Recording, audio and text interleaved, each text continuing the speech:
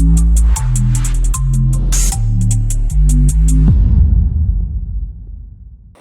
Sports બાઇકથી થતું chain snatching વહેલી સવારે કે રાત્રે વોક પર નીકળનારને બનાવતા ટાર્ગેટ. સુરતમાં વહેલી સવારે તથા રાત્રિના વોકમાં નીકળતા લોકોને ટાર્ગેટ કરીને ચેઇન સ્નેચિંગ કરતા 3 ચેઇન સ્નેચરોને સુરત ક્રાઇમ બ્રાન્ચની ટીમે ઝડપી પાડ્યા છે.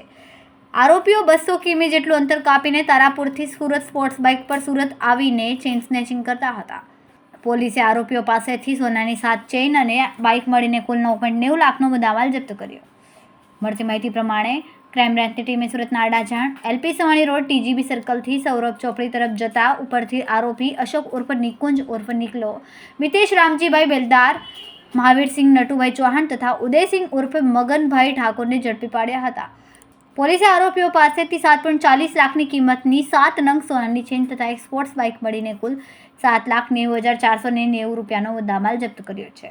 ક્રાઇમ બ્રાન્ચના પોલીસ ઇન્સ્પેક્ટર જયંત ગોસ્વામી અને પીએસઆઈ એનટી દેસાણી પ્રોપર્ટી વિરુદ્ધના ગુનાઓની માહિતીમાં એને વોચમાં હતા. દરમિયાનમાં પીએસઆઈ એનટી દેસાણીને એક બાતમી મળી હતી કે ખંભાતથી 3 માણસો વારંવાર સુરતમાં આવી અને ચેઇન સ્નેચિંગ કરી અને બાઇક ઉપર જતા રહેલા છે.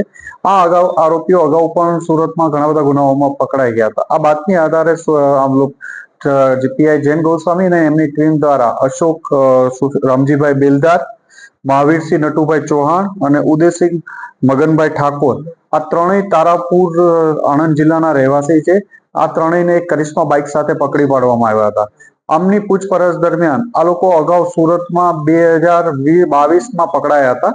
22માં પકડાયા પછી 22 થી 24 2 વર્ષ સુધી જેલમાં રહેલા હતા અને અંદાજે એ ટાઈમે 22 થી લઈ અને 22 થી 15 ગુનાઓમાં અલગ અલગ ગુનાઓમાં આ લોકો ગુજરાતના અલગ અલગ જિલ્લાઓમાં ચેઇન સ્નેચિંગના ગુનાઓમાં પકડાયા હતા.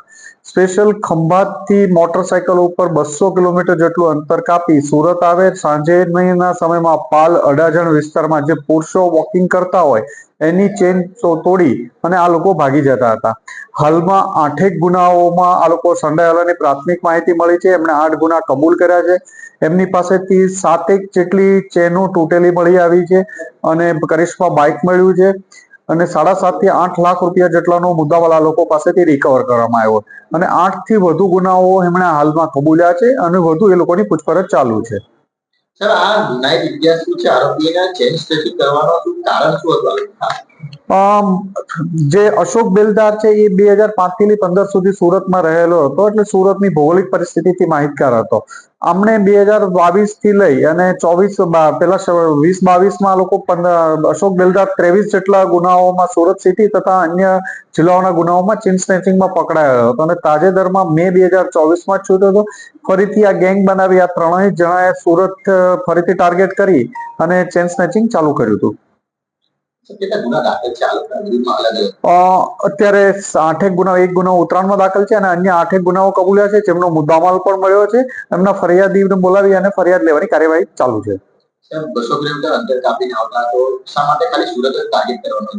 અશોક બેલદાર મેં કહ્યું એમ કે સુરતમાં પહેલા રહેલો છે, અગાઉ સુરતના વિસ્તારોથી વાકેફ છે અને ચેઇન સ્નેચિંગમાં પણ અગાઉ સુરતમાં 2022માં પકડાઈ ચુક્યો છે એટલે એ સુરત સિલેક્ટ કરી અને સુરત માટે આવતા હતા.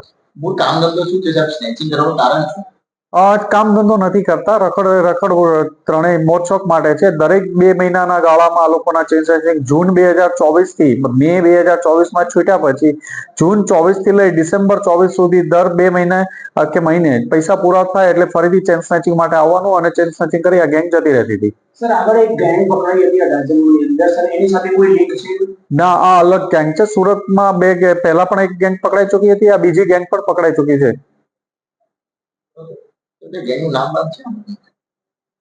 કેમેરામેન સેનિલ વિરાણી સાથે વિશાલ છેઠા, માનવ પ્રભા ન્યૂઝ, સુરત. અમારા વિડીયોની નવી અપડેટ મેળવવા માટે સબસ્ક્રાઇબ કરો માનવ પ્રભા ન્યૂઝ ચેનલને. બેલ આઇકન ક્લિક કરો લેટેસ્ટ વિડીયો સૌથી પહેલા મેળવવા માટે.